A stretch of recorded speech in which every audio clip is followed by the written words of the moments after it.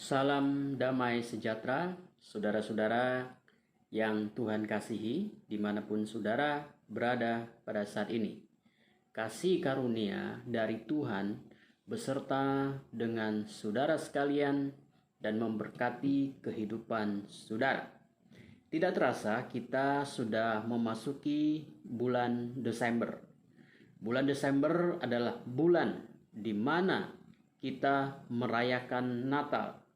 Natal merayakan kelahiran Yesus Kristus ke dalam dunia yang kita kenal dengan istilah inkarnasi.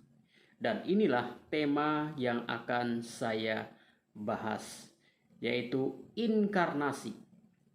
Inkarnasi Yesus Kristus. Nah, saudara-saudara yang Tuhan kasihi, berkenaan dengan inkarnasi, yaitu Allah menjadi manusia. Pertanyaannya adalah, mengapa Tuhan menjadi manusia? Saudara, ketika seseorang mendengar tema mengapa Tuhan menjadi manusia, pasti akan muncul pertanyaan, apakah mungkin Tuhan menjadi manusia? Saudara, jika kita mengaku bahwa Tuhan itu Maha Kuasa, maka menjadi manusia bukanlah hal yang tidak mungkin. Karena Tuhan itu serba maha, maka tidak ada yang tidak mungkin Ia lakukan. Dan apa yang Ia lakukan tentu tidak akan bertentangan dengan sifatnya yang maha suci. Pertanyaan berikutnya adalah, mengapa Tuhan mengambil jalan menjelma menjadi manusia melalui seorang anak darah bernama Maria dan lahir dari Maria? Mengapa Tuhan menjadi manusia tidak dengan cara yang lain, yang lebih bisa masuk akal manusia dan tidak perlu menjadi perdebatan bertahun-tahun? Cara yang Tuhan ambil memang tidak masuk logika kita. Itulah sebabnya Dia layak disebut sebagai Tuhan, karena jalan-jalannya atau caranya bekerja tidak masuk logika kita. Seandainya masuk logika kita, berarti Dia bukan Tuhan, karena kita bisa memahami jalan Tuhan dengan otak kita. Otak kita terlalu terbatas, sementara Tuhan itu tidak terbatas. Itulah sebabnya kita bersyukur jika kita tidak mengerti banyak hal tentang cara Tuhan bekerja di dalam hidup kita, bagi hidup kita, dan di dalam dunia ini. Tuhan itu terlalu mulia, sementara kita banyak dosa. Tuhan itu pencipta, sementara kita adalah ciptaannya. Itulah sebabnya banyak hal yang kita tidak paham tentang Tuhan dan jalan-jalannya. Sebab kitab suci berkata, sebab rancanganku bukanlah rancanganmu, dan jalanmu bukanlah jalanku. Demikianlah firman Tuhan di dalam Yesaya pasal 55 ayat yang ke-8. Nah, saudara-saudara yang Tuhan kasihi, mari saudara silakan buka Alkitabmu, perhatikan Lukas pasal 1 ayat 26 sampai 37. Lukas pasal 1 ayat 26 sampai 37. Nah, saudara, karena jalan Tuhan tidak masuk logika kita, maka harus diterima dengan iman kita. Ketika otak kita sudah buntu memikirkan cara-cara Tuhan atau jalan-jalan Tuhan, maka iman kita harus maju. Kita harus melangkah dengan iman dan mempercayai Tuhan dalam seluruh hidup kita. Tuhan menjadi manusia melalui Maria itu bukanlah jalan yang alami dan tidak masuk akal kita. Tetapi itulah cara Tuhan bekerja untuk menyelamatkan saudara dan saya yang adalah manusia berdosa. Hal ini yang dinyatakan di dalam kitab suci. Saudara, mari perhatikan bagian firman Tuhan yang tadi saya sudah sebut, dan juga ada beberapa bagian yang menyatakan bahwa Tuhan datang ke dalam dunia untuk menjadi manusia. Perhatikan Lukas pasal yang pertama ayat 26 sampai 38, lalu kemudian Matius pasal 1 ayat 18 sampai 25, kemudian Filipi pasal 2 ayat 5 sampai 11, dan Galatia pasal 4 ayat yang keempat. Nah, saudara, itu adalah perikop-perikop Alkitab yang membicarakan tentang Tuhan menjadi manusia di dalam diri Yesus Kristus. Silakan saudara baca bagian-bagian Alkitab yang saya sebutkan di atas untuk mengetahui detailnya. Dan saya hanya akan menceritakan secara singkat saja. Di dalam Lukas pasal 1 ayat 26 sampai 38 mengisahkan bahwa malaikat Gabriel datang kepada Maria dan memberitahukan kepadanya kalau ia akan mengandung bayi Yesus. Maria terkejut karena ia sadar bahwa dia belum menikah dan bagaimana mungkin dia bisa hamil. Lalu malaikat Gabriel memberitahukan bahwa ia akan mengandung dari Roh Kudus. Akhirnya Maria menerimanya dengan rela. Maria tidak mengerti, tetapi dia menerimanya dengan ketaatan di dalam iman kepada Tuhan. Lalu di dalam Matius pasal 1 ayat 18 sampai 25 mengisahkan hal yang mirip dengan yang dikisahkan oleh Lukas, tetapi versinya sedikit berbeda. Matius mengisahkan kalau Yusuf, tunangan Maria, mendapatkan kunjungan malaikat dalam mimpi untuk meneguhkan agar Yusuf tidak takut mengambil Maria menjadi istrinya, karena ia akan mengandung dari Roh Kudus, dan anak yang akan dilahirkannya adalah Yesus Kristus yang akan menjadi juru selamat manusia berdosa.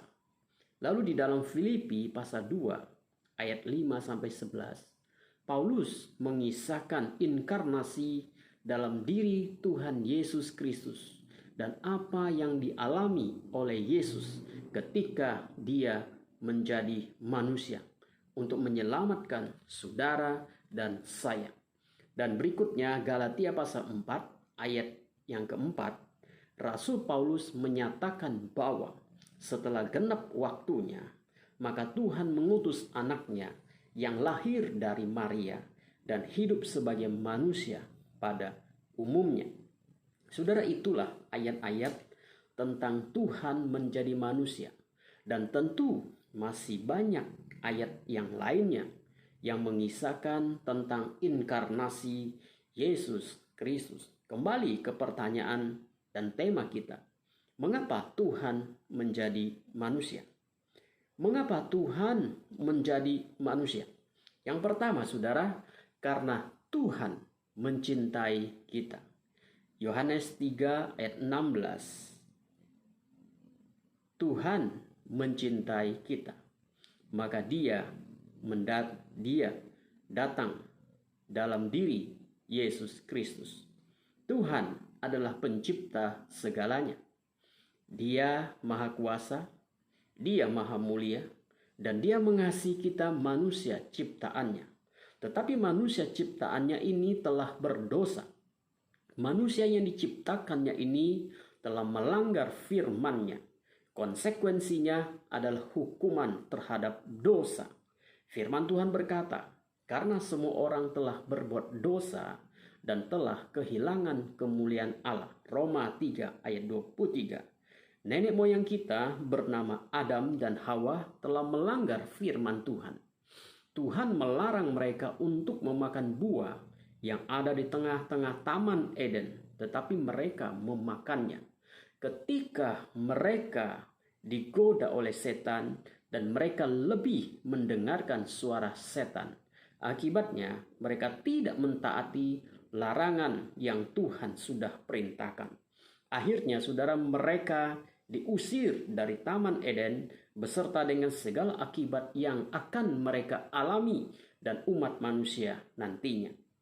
Itulah sebabnya Rasul Paulus berkata bahwa upah dosa adalah maut, Roma 6 ayat 23. Di satu sisi Allah itu adil. Setiap pelanggaran harus dihukum. Upah dosa adalah maut atau kematian. Namun saudara, di sisi yang lain Allah itu penuh kasih. Dia tidak ingin manusia ciptaannya binasa selama-lamanya. Dan untuk menyelamatkan manusia, maka Allah Bapa mengutus anaknya Yesus Kristus ke dalam dunia. Yesus Kristus yang adalah Allah rela mengambil jalan inkarnasi untuk menjelma menjadi manusia, hidup sebagai manusia pada umumnya, dan akhirnya mati di atas kayu salib untuk menyelamatkan saudara dan saya. Itulah yang dikatakan oleh kitab suci bahwa karena begitu besar kasih Allah akan dunia ini, sehingga Ia mengaruniakan anaknya yang tunggal, supaya setiap orang yang percaya kepadanya tidak binasa, melainkan beroleh hidup yang kekal. Yohanes 3 ayat 16. Bapa memberikan anaknya yang tunggal. Anaknya, yaitu Yesus Kristus, mengorbankan dirinya dengan cara mati di atas kayu salib untuk menebus dosa manusia. Inilah yang dinamakan pengorbanan. Pengorbanan adalah bukti dari kasih. Dia mengasihi kita, karena itu Dia rela berkorban. Cinta yang tanpa pengorbanan bukanlah cinta. Jika seseorang berkata bahwa ia mencintai kita, maka orang itu pasti rela berkorban untuk membuktikan cintanya. Cinta yang tanpa pengorbanan bukanlah cinta. Cinta yang sejati akan melahirkan tindakan cinta. Demikian juga dengan Tuhan. Tuhan mencintai kita. Oleh sebab itu, Dia rela mengorbankan anaknya yang tunggal. Yesus Kristus rela datang ke dalam dunia dalam peristiwa inkarnasi. Bahkan saudara, jalan hidup yang dialami oleh Tuhan Yesus lebih berat daripada yang kita alami, karena Dia mengasihi kita. Kita adalah manusia. Yesus Kristus menjelma menjadi manusia. Namun Dia berbeda dengan kita. Kita manusia berdosa, sementara Tuhan Yesus tidak berdosa. Dia adalah Allah yang menjelma menjadi manusia. Mari kita perhatikan apa yang dijelaskan oleh Rasul Paulus mengenai pengorbanan Yesus Kristus karena cintanya kepada kita. Di dalam Filipi pasal 2 ayat 6-8 yang berbunyi demikian. Yang walaupun dalam rupa Allah tidak menganggap kesetaraan dengan Allah itu sebagai milik yang harus dipertahankan, melainkan telah mengosongkan dirinya sendiri dan mengambil rupa seorang hamba dan menjadi sama dengan manusia. Dan dalam keadaan sebagai manusia, Ia telah merendahkan dirinya dan taat sampai mati, bahkan sampai mati di atas kayu salib. Saudara, perhatikan tahap pengosongan diri Kristus demi menyelamatkan kita orang berdosa. Yang pertama dikatakan tidak mempertahankan diri sebagai Allah. Dia adalah Allah, tetapi tidak mempertahankan kesetaraannya dengan Allah sebagai milik yang harus dipertahankan. Dia adalah Allah yang penuh kemuliaan, tetapi demi keselamatan kita, Dia tidak menganggap kesetaraannya dengan Allah sebagai miliknya yang harus dipertahankan. Istilah milik adalah harpakmos, yang berarti milik yang dicengkram secara kuat karena tidak rela melepaskannya. Mengapa Tuhan Yesus tidak mempertahankan miliknya? Hal ini berkaitan dengan kepentingan orang lain, bukan dirinya sendiri. Dengan demikian, hal ini berarti bahwa Tuhan Yesus tidak memakai segala kemuliaan dan kebesarannya untuk kepentingannya sendiri, tetapi untuk kepentingan orang lain, yaitu untuk saudara dan saya. Yang kedua, saudara, dia mengosongkan dirinya. Istilah mengosongkan diri bukan berarti Kristus menanggalkan wujud atau hakikatnya sebagai Allah atau membuang segala kebesaran dan kemuliaannya. Tetapi ia membatasi, melindungi, dan menutupi kebesaran dan kemuliaannya sampai manusia tidak mengenal dirinya sebagai Allah, kecuali Bapanya dan orang-orang yang dibukakan mata rohaninya dan menerimanya dengan iman.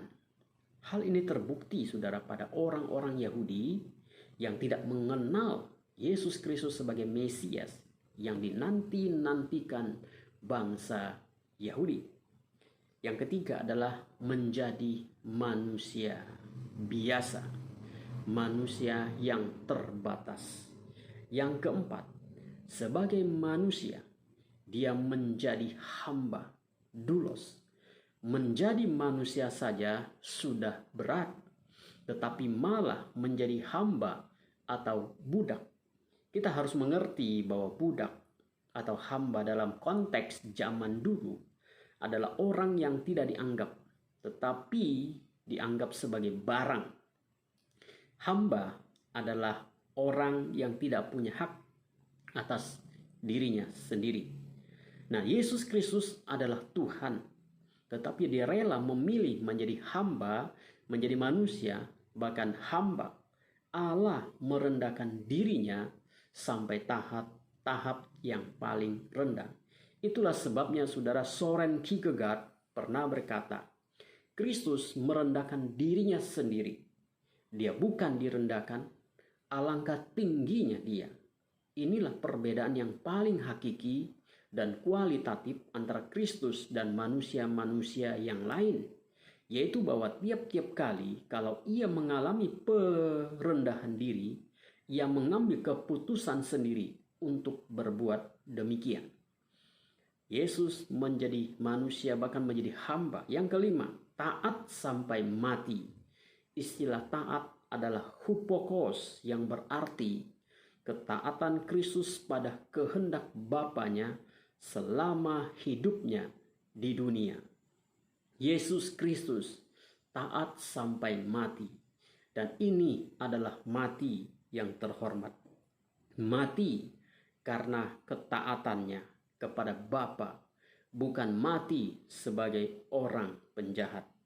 Mati untuk menembus dosa manusia.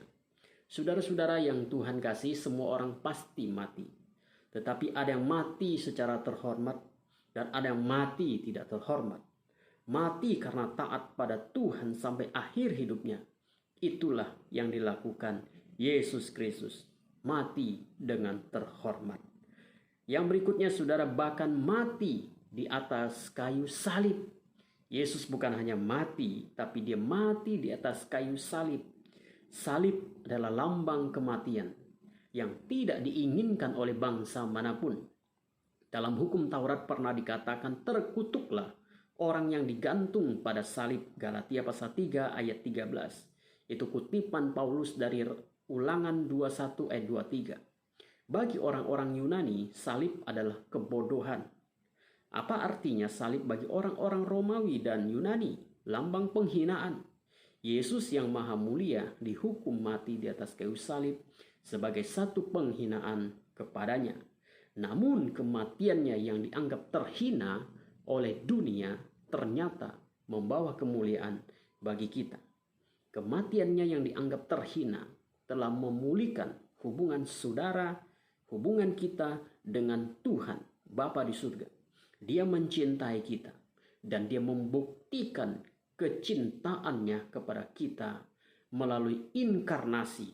Dan di dalam inkarnasi, di dalam ketaatannya, dia taat kepada Bapanya, sampai mati. Saudara-saudara, kalau kita mencintai Tuhan, dan kalau kita berkata kita mencintai Tuhan, maka buktikanlah dalam hidup kita dan di dalam pelayanan. Buktikan bahwa kita mencintai Tuhan dengan pengorbanan kita kepada Tuhan. Saudara, mengapa Tuhan menjadi manusia? Karena Dia mencintai kita. Kiranya Tuhan memberkati saudara sekalian. Amin. Mari kita berdoa. Bapa di dalam surga, kami bersyukur kepada Tuhan. Karena di dalam Yesus Kristus kami boleh mengenal Tuhan yang kami sembah. Di dalam Yesus Kristus yang telah berinkarnasi, kami boleh melihat kemuliaan Tuhan. Dan di dalam kami mengenal Yesus, kami mengenal Tuhan. Terima kasih Tuhan, karena Engkau mengasihi kami, maka Engkau menjadi manusia di dalam diri Yesus Kristus. Tuhan, Engkau mengasihi kami, dan Engkau membuktikan kasih-Mu dengan pengorbanan. Tuhan, biar kami juga belajar ketika kami berkata kami mengasihi Tuhan, ketika kami berkata kami mencintai Tuhan, tapi biarlah itu bukan hanya di bibir kami saja, tetapi itu juga boleh merupakan ada buktinya yang kami wujud nyatakan di dalam tindakan bahwa kami benar-benar mencintai Tuhan dengan bukti nyata.